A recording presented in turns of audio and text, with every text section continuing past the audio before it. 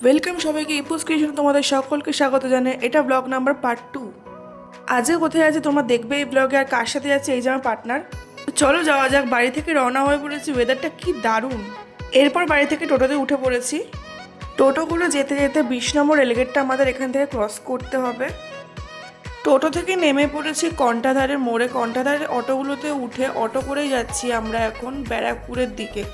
ব্যারাকপুর থেকে ক্রস করব, দেন ওখানে যাব হচ্ছে তোমার চিড়িয়া মোড়। চিড়িয়া মোড়ের বাঁ দিকে যেই গলিটা চলে যাচ্ছে, মানে যেই রাস্তাটা, সেখান থেকে হাঁটতে হাঁটতেই সামনে যে অটোগুলো আছে ওই অটোগুলোকে বললেই ওরা ডানলপে নিয়ে যাবে। তো আমরা ডানলপের দিকেই যাচ্ছি এখন। তোমরা এই ভিডিওগুলো দেখো এবং ভিডিওতে আমাকে সাপোর্ট করো। এরকম আরও ভিডিও তোমাদের জন্য আমি বানাবো, তো তোমরা প্লিজ ভিডিওটা সাপোর্ট করো, অনেক ভালোবাসা দিও।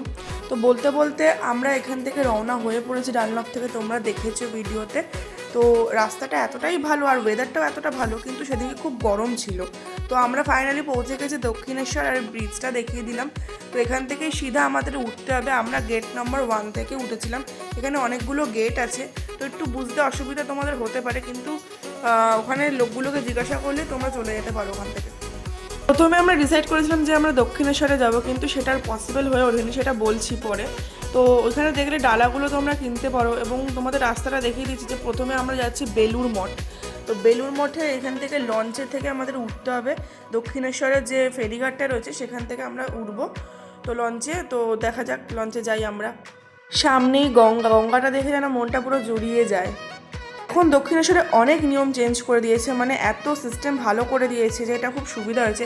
আর এখানে আমি কেমন কথা বলছি, ওর সাথে কি বলছি নিজেও জানি না, যাই হোক তখন বলছিলাম। তো এখন লঞ্চে উঠে পড়েছি। এই যে দক্ষিণেশ্বরের মন্দিরটা দেখা যাচ্ছে এখান থেকে। তো ওয়েদারটা এতটাই সুন্দর, হাওয়া দিচ্ছিল খুব সুন্দর, কিন্তু সেরকম গরমও ছিল। ওই যে ওই পারে বেলুড় মঠটা দেখা যাচ্ছে, ওইখানেই আমরা নামবো। তো ওখানে নেমে দেন তোমাদেরকে দেখাচ্ছি ভিডিওটাতে কি আছে। আমি ভিডিওগুলো একটু ছোট ছোট করে বানাই যাতে তোমাদের দেখতে সুবিধা হয়, পুরো ভিডিওটা যাতে তোমরা দেখতে পারো। আমরা নেমে পড়েছি বেলুড় মঠের দিকে, এখন যাচ্ছি হেঁটে হেঁটে। এখান থেকে 5 মিনিট লাগে মিনিমাম। নিয়েছি আমরা বেলুড় মঠে। তো এখানে ফটোশ্যুট করা অ্যালাউ না বা ফটো তোলা অ্যালাউ না, তা সত্ত্বেও আমি ভিডিও করার চেষ্টা করছি। মানে ঢুকতেই প্রথমে নিষেধ করে দিচ্ছিল যে এখানে সেরকমভাবে ফটো তোলা অ্যালাউ না। তুলতে গেলেও পিছনের মানে একটা জায়গায় আছে, ওখান থেকে তুলতে হবে, সামনে কোনো অ্যালাউ না। এই যে জায়গাটা দেখাচ্ছি এটা কুপন কাটার জায়গা, যেটা কিনা ভোগ খাওয়ার জায়গা। তো আমি কুপন দুটো নিয়ে নিয়েছি, তোমরাও এখানে কুপন নিতে পারো। যেটার টাইমিং 11টা থেকে তোমাদেরকে লাইন দিতে হবে। কুপন অনেকক্ষণ আগে কাটা হয়ে গেছিলো, তো বোর হচ্ছিলাম বলে এই জায়গাটা এসে পুরো তোমাদের জায়গাটা ঘুরে দেখাচ্ছি আমি। ঠাকুরের স্থানে এলে মনটা এমনিই ভালো হয়ে যায়, কেন জানি না। তো আমি এখানে একটু ঘুরছি, তোমাদেরকে দেখিয়ে দিচ্ছি জায়গাটা, আমাকেও তার সাথে দেখে নাও একটু। বলতে বলতে লোকেরা এখানে লাইন দিয়ে দিয়েছে, তোমরা দেখছো, কিন্তু আমি লাইনে দিইনি। এতটা গরম ছিল যে লাইনে আর দিতে পারছিলাম না। তো প্রসাদ হলের দিকে আমরা ঢুকে পড়েছি।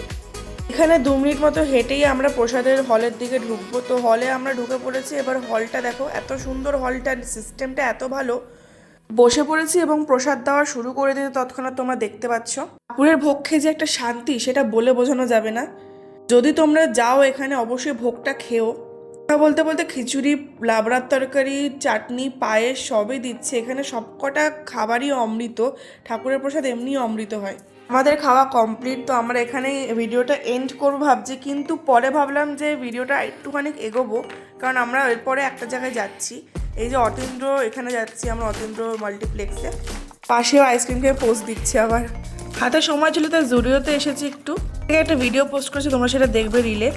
টাইম হয়ে গেছে, এবার আমরা রওনা দিচ্ছি মুভির দিকে। তো ওখানে গিয়ে একটু ফ্রেশ হয়ে নিলাম, আর মেকআপ টেকআপ সব তুলে দিয়েছি, কারণ এত গরম লাগছিল যে অবস্থা পুরো খারাপ হয়ে গেছিলো। মেকআপ বলতে শুরু করে দিয়েছে। তৎক্ষণাৎ হলের ভেতর ঢুকে গেছি, মিলে একটু ঢং করে নিচ্ছি, পোজ দিচ্ছি আমরা। অন্ধকার হয়ে গেছে, তাও পার্টনার ব্যস্ত। বলতে বলতে মুভি প্রায় শুরুই হয়ে গেছে। মুভিটা তোমরা দেখে বলো এটা কোন মুভি, আমাকে কমেন্টে জানিও যে এটা কোন মুভি তোমরা যদি দেখে থাকো। আমরা মুভি দেখতে দেখি, তোমরা ভিডিওটা লাইক শেয়ার সাবস্ক্রাইব করো। এইটুকুই, সুস্থ থেকো, ভালো থেকো।